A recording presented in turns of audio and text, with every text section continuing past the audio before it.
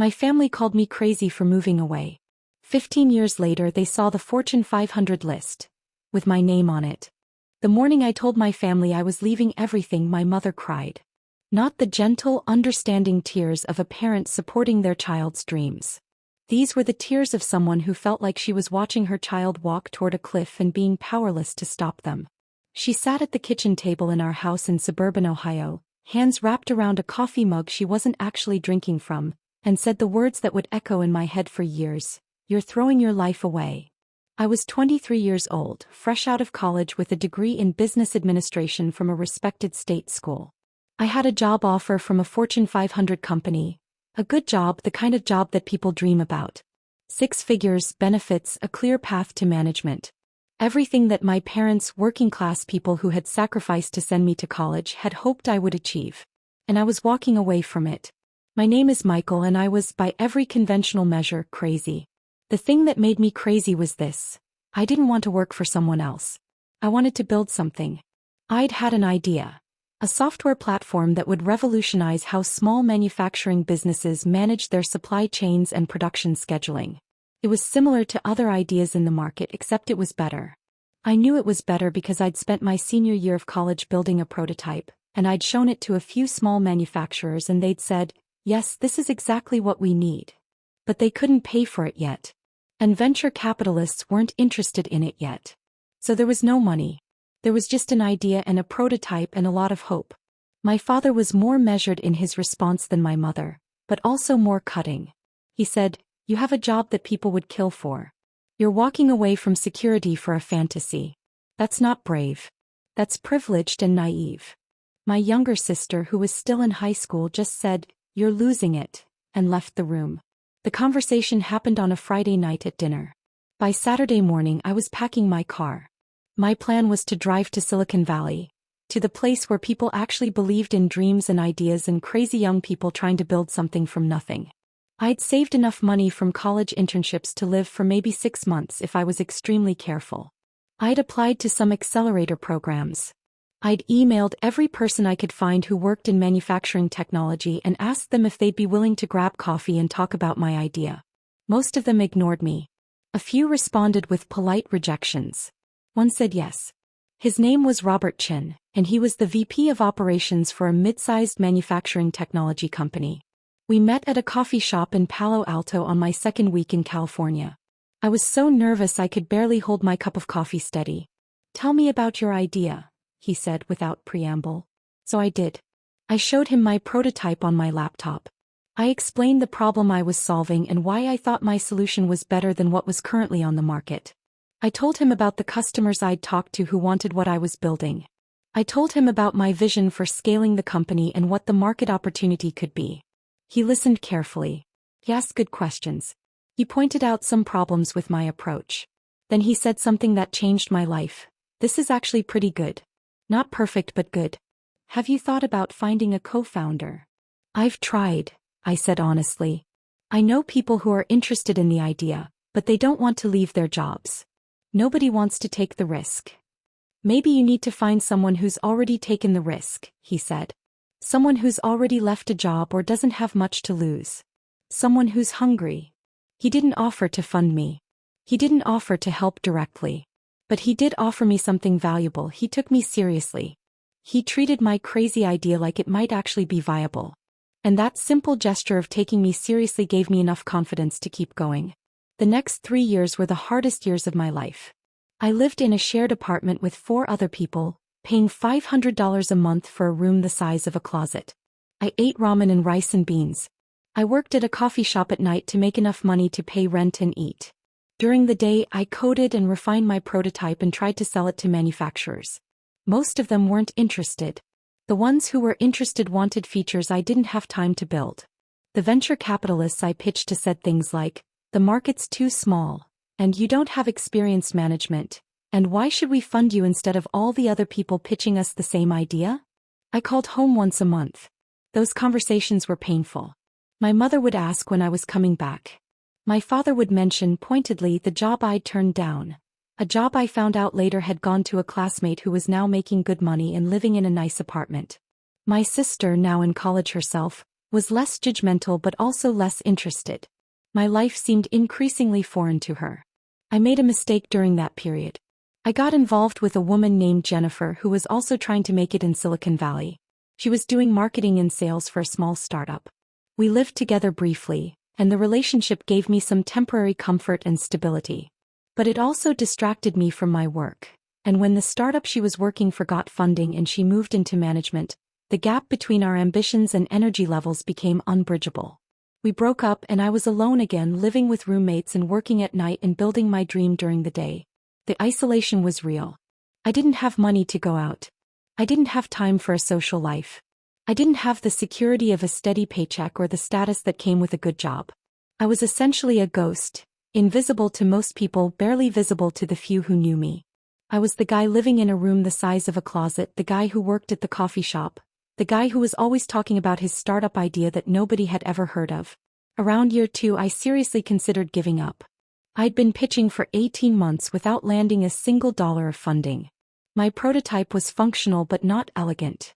My co-founder had given up and moved back to the Midwest. He's now a successful consultant, doing well but not wealthy, and I wonder sometimes if he's relieved or regretful that he didn't stick with me. I was exhausted. I was lonely. I was tired of being told no. I called my father during that dark period. "I think I'm going to give up," I said. "I think I made a mistake leaving my job. I think I should come home and start over." There was a long pause on the line. Then my father said something that surprised me. "That's your decision to make. But before you make it, I want you to know that I've been paying attention. I know this hasn't been easy. And I know you think I don't believe in you, but I do. I'm just scared. There's a difference." "What are you scared of?" I asked. "I'm scared that you're going to spend your young years chasing something that doesn't work out and you'll look back with regret. I'm scared that you'll become one of those people with a brilliant idea that nobody wanted. I'm scared because I love you and I don't want to see you hurt." And hearing that from my father, that his doubt came from fear rather than lack of belief, gave me something I needed: permission to be scared too. Permission to acknowledge that I might fail. Permission to try anyway. So I didn't go home. I kept going. The breakthrough came not with a bang but with a whimper. I'd been approached by a manufacturer in Nebraska, a mid-sized operation, maybe 100 employees, who said they were interested in my platform. Not excited about it, not thrilled, just interested enough to want to try it out. They couldn't pay much, but they could pay something. And more importantly, they could provide me with real-world data about whether my product actually worked in practice. I built the integration. It took me 3 months of obsessive work. Sleeping in my car when I drove out to Nebraska, working 18-hour days, completely forgetting about hygiene and social interaction and anything else that wasn't directly related to getting their system up and running. But when we finally went live, something amazing happened. It worked. Not perfectly, but it worked. And their operations manager said something that changed everything. "This is going to save us thousands of hours a year. We should have had this years ago." With that success, I had something I could show to other manufacturers. I had proof of concept. I had a customer who was willing to be a reference. And suddenly things started moving. 2 more manufacturers signed up. Then 5. Then 20. I was still living in poverty, still working at the coffee shop, still coding at night, but now I was also building something that people actually wanted. By year 4 I had 50 customers. By year 5 I had 200.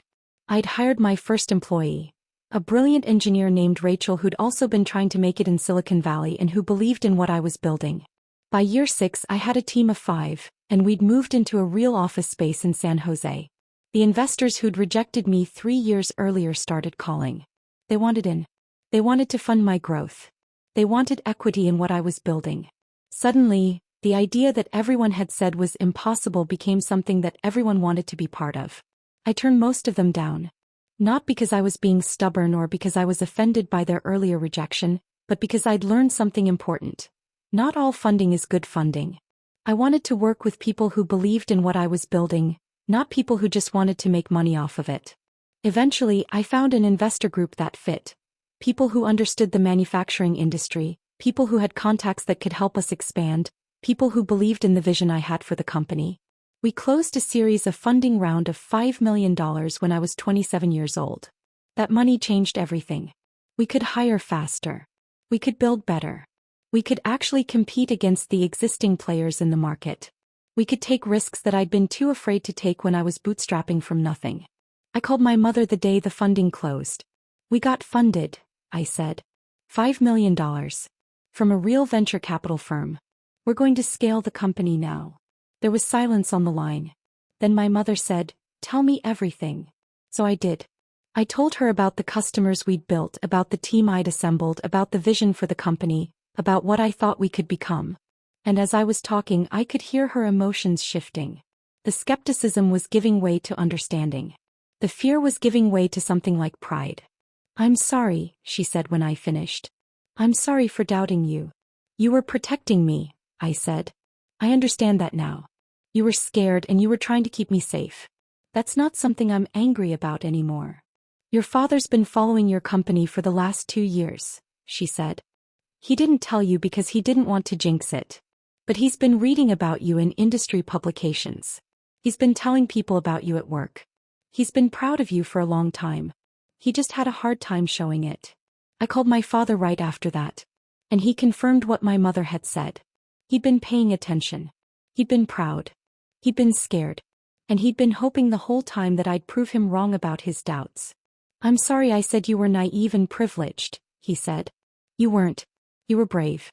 And I was too afraid to see the difference." We spent the next couple hours on the phone and something shifted in our relationship. It wasn't that all the hurt disappeared. It wasn't that everything became perfect. But it meant that we were both willing to acknowledge what had actually happened. I'd taken a crazy risk and it had worked out. And my family had doubted me, but not because they didn't love me. They doubted me because they loved me and were scared of what would happen if I failed. The next 10 years were about building. Manufacturing technology was starting to become cool in Silicon Valley. Everyone was talking about bringing tech to industries that hadn't been disrupted yet. Everyone was excited about the opportunity to apply modern software to legacy industries.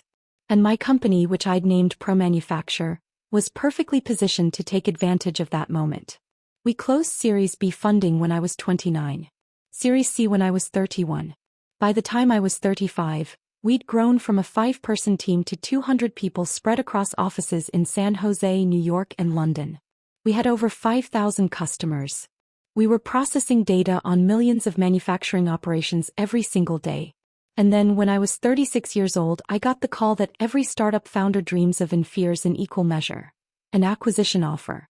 The acquirer was a Fortune 500 company, one of the largest software companies in the world. They wanted to buy ProManufacture for just over $2 billion. It was more money than I could possibly imagine. It would make me personally wealthy beyond anything I'd fantasized about. It would validate every risk I'd taken. It would prove that I'd been right to leave that job 15 years earlier. I spent weeks deliberating. My board wanted me to take the deal.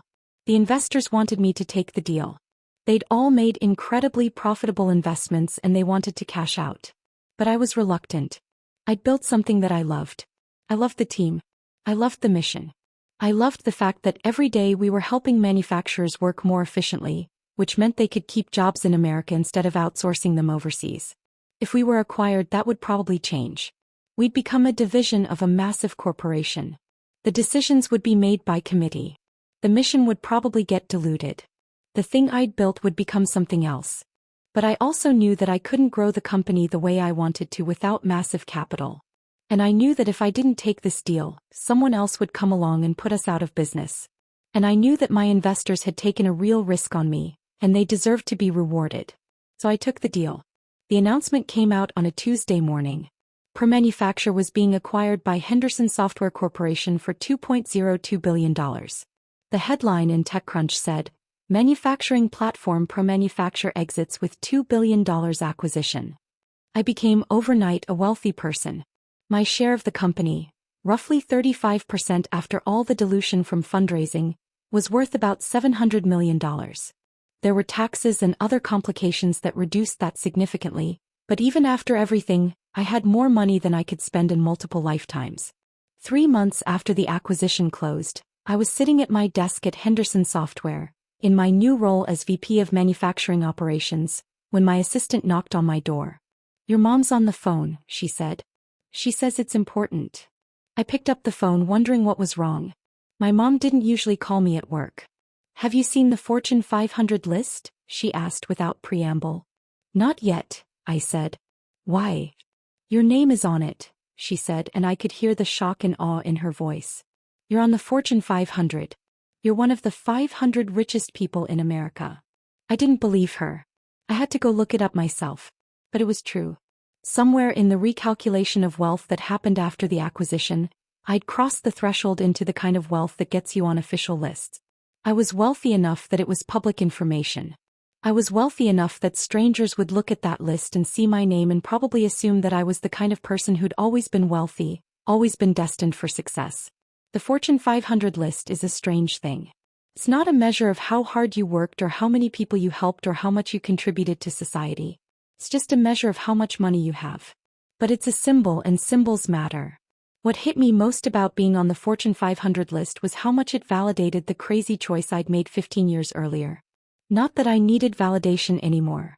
I'd long since made peace with my decision. But the validation was nice in a way. It meant that the people who had doubted me could see in objective terms that I'd been right. My father sent me a copy of the Fortune 500 list with a note attached. I never should have doubted you. I'm sorry it took me 15 years to really understand what I was witnessing. I called him and told him to stop apologizing. I told him that his doubt had made me work harder. That his fear had made me more determined to prove that the risk was worth it. That his love, even expressed through skepticism, had been part of what kept me going. I'm proud of you, he said. Not just because you made money, but because you had a vision and you believed in it and you didn't let people convince you that you were crazy for pursuing it. Here's what I've learned about being on the Fortune 500 list, something I wish someone had told me before it happened. The money is not the point. The money is not what makes the achievement meaningful. The money is just a number on a list. What makes the achievement meaningful is everything you learned along the way. The relationships you built. The challenges you overcame. The fact that you had a vision and you brought it to reality. I've spent the 2 years since my acquisition trying to figure out what to do with my wealth. I could buy anything. I could live any way I want. I could retire tomorrow and never work another day in my life. But none of that appeals to me. What appeals to me is the idea of building something else. Of finding a new problem to solve. Of continuing to grow and challenge myself. I've started a venture capital firm focused on funding other crazy people. Other people who want to leave their stable jobs and build something that they believe in. I call it Crazy Ventures, and our explicit mission is to fund ideas that most people think are crazy. We've funded 40 companies so far, and about a third of them are doing really well. A third are struggling but might still make it. And a third have failed. But all of them have taught us something valuable about what it takes to build something from nothing. I've also donated a significant amount to education initiatives in Ohio, the state where my parents still live, the place I grew up. I've funded scholarships for kids who want to study engineering or business or computer science. I've created a program that specifically helps kids from working-class families pay for education. I'm trying to give other kids what I had. The opportunity to take a risk, to pursue something that maybe seems crazy, to build something that changes the world. But none of this feels like it's about the money. It feels like it's about paying forward the opportunities that I had. It feels like it's about acknowledging that I didn't get here alone, and that the best thing I can do with my success is help other people achieve their own. 15 years after I moved to California to build my dream, my high school decided to have a reunion. I wasn't sure if I should go. High school feels like a different lifetime. Most of the people I went to school with probably wouldn't even remember me. And the ones who did would probably have moved on with their lives in ways that made my presence irrelevant. But my mother convinced me to go. Just go, she said. You've changed. Your life has changed. You might be surprised at how people respond.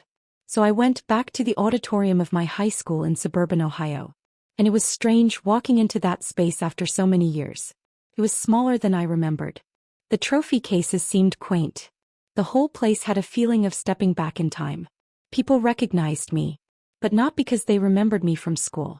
They recognized me because they'd seen me in the news. They'd read about the acquisition. They'd seen my name on the Fortune 500 list. They recognized me because I'd become famous in a small way for something I'd done far away from this place. There was a moment where I was standing with a group of people I'd gone to school with, and someone asked the question I'd been dreading, "How did you become so successful?" It would have been easy to give a simple answer. To tell them about the hard work, the luck, the timing, the vision. to make it sound inevitable, like I'd always been destined for this kind of success. But instead I told them the truth. My parents told me I was crazy, I said. My family was devastated when I left. My father told me I was naive and privileged. And they were right to be scared. There was a really good chance that my idea wouldn't work out. There was a really good chance that I'd waste years of my life chasing something that failed. There was a really good chance that I'd look back with regret on the job I turned down. But you didn't regret it? Someone asked. I didn't regret it, I said. But not because everything worked out perfectly. I didn't regret it because even the parts that were hard, even the years where I was living in poverty and eating ramen and working at a coffee shop, even those years taught me something valuable. They taught me that I was capable of more than I thought. They taught me that I could handle adversity. They taught me that my worth as a person wasn't determined by how much money I had or what job I was working. So you're saying success is about attitude? Someone else asked, and I could tell they were looking for some kind of simple formula, some kind of advice they could take away. I'm saying success is about being willing to do something that seems crazy, and being willing to keep doing it even when everyone tells you it won't work out. I'm saying success is about having people who love you enough to be scared for you, and about not letting their fear convince you that your dream is invalid. And I'm saying that what looks like success from the outside, the money, the list, the recognition, is actually built on a foundation of failure and struggle and doubt that nobody sees. Years later, I had a conversation with my father that I think encapsulates everything I've learned about success and family and the risks we take for the things we love. I've been thinking about that time, he said, when you told us you were leaving your job. And I've been thinking about how angry I was and how scared I was. And I want you to understand something. My fear wasn't about you. My fear was about me. What do you mean? I asked. I mean that I was scared because I saw myself in you. I saw someone who wanted to do something ambitious, who wanted to build something, who wanted more than what was being offered. And I was scared because I'd never done that. I'd taken the safe path. I'd gotten the stable job. I'd done what I was supposed to do. And I was terrified that you were going to do what I hadn't done, and that you'd succeed, and that would mean I'd wasted my life. I didn't know what to say to that. My father had always seemed content with his life. A good job, a stable career, a family he loved. I'd never thought of him as someone with unrealized dreams. I wasn't wasting your life, I said finally. You made different choices than I made. That doesn't mean one was right and one was wrong. I know that now, he said. But I didn't know that then. I was jealous of your courage. And I expressed that jealousy as doubt. Did you ever regret not taking the risk? I asked. Yes, he said. And no. I regret not trying. But I don't regret the life I lived. And I'm grateful that you had the courage to do what I couldn't do. That conversation with my father changed how I understood everything that had happened. My family's doubt hadn't been about me. It had been about them. Their own fears, their own regrets, their own struggles with the choices they'd made. My father's skepticism wasn't evidence that my dream was bad. It was evidence that he cared about me, and that my pursuit of that dream was triggering something in him that he had to work through. And that understanding meant that I could forgive the doubt. I could accept that my family loved me even when they were scared of my choices. I could acknowledge that they'd done the best they could with the information and understanding they had at the time. I'm 52 years old now, writing this from my office at Crazy Ventures in San Francisco. The walls are lined with photographs of the companies we've funded, the founders we've supported, the crazy dreams we've helped turn into reality. I'm not the richest person in the world. I'm not even in the top 100. But I'm on the Fortune 500 list, which means I have enough wealth to do meaningful things with my life. I've used that wealth to help other people take the risks that I took. I've used it to fund education. I've used it to support causes that I believe in. But mostly I've used it to prove something to myself and to my family, that the crazy choice I made 30 years ago was actually the right choice. Not just for me but for everyone I've been able to help as a result of that choice. My parents are retired now. They live a comfortable life in part because of the financial help I've been able to provide, but mostly because they built that life through their own work and their own careful choices. My mother volunteers with the educational initiatives I've funded. My father has become something of a mentor to young people who are trying to start their own companies, which is funny given his initial skepticism about my own venture. My sister is a lawyer. She didn't take the crazy risk that I did and she didn't need to. She found her own path and she's successful in her own way. We're close now in a way we weren't when I left. She's proud of what I've built, and I'm proud of the way she's used her intelligence and her skills to help people through the law. I dated again after Jennifer, of course. I'm married now to a woman named Diana who is also an entrepreneur. She runs a sustainable fashion company, and she understands in a visceral way what it took to build Pro Manufacture, what it took to take the risks I took. We have 2 kids, and I'm trying to teach them something that I wish someone had taught me, that the path that seems crazy might actually be the right path, but you have to be willing to walk it alone if you need to. Looking back, the thing I'm most grateful for isn't the money. The thing I'm most grateful for is that I had the courage to believe in myself when everyone around me was telling me not to. The thing I'm most grateful for is that I had parents who loved me enough to be scared for me. The thing I'm most grateful for is that I had the privilege of growing up in a place where education was valued, which gave me the tools I needed to build something from nothing. And the thing I'm most proud of is that I can now use that privilege to help other people take the risks that I took. To help other people pursue their crazy dreams. To help other people prove that they're not crazy, they're just brave. I was being interviewed for a business magazine recently, and the interviewer asked me about the moment I saw my name on the Fortune 500 list. What was I thinking? How did it feel? Honestly, I said, I didn't feel much of anything. By that point, I'd already achieved what I wanted to achieve.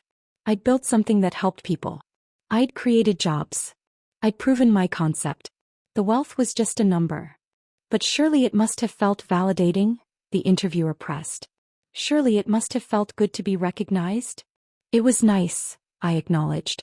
But you want to know what felt better? The moment when I showed my father my first real customer. The moment when I told my mother that we'd gotten series of funding. The moment when I realized that my family was proud of me not because I was rich, but because I'd done something hard and I'd stuck with it. So you're saying money isn't everything? The interviewer asked with the tone of someone looking for a pithy quote. I'm saying money is a byproduct of doing something you believe in, I said. I'm saying that if you chase the money, you'll eventually get tired and give up. But if you chase the thing you believe in, the money comes as a bonus. And more importantly, even if the money doesn't come, you'll have something more valuable. The knowledge that you tried something that seemed impossible and you gave it everything you had. The interviewer smiled, and I could tell she was satisfied with that answer. But in that moment I was thinking about my father. I was thinking about the fear in his voice when I told him I was leaving my job. I was thinking about how that fear had been transformed over the years into pride. I was thinking about how the best validation I ever received was when my father said to me, I never should have doubted you. Because that's what success really is. It's not being on the Fortune 500 list. It's having the people you love believe in you. It's proving to yourself that you're capable of more than you thought. It's doing the thing that everyone said was crazy and discovering that you were right all along. That's the real fortune. That's the real wealth. And no list can capture that.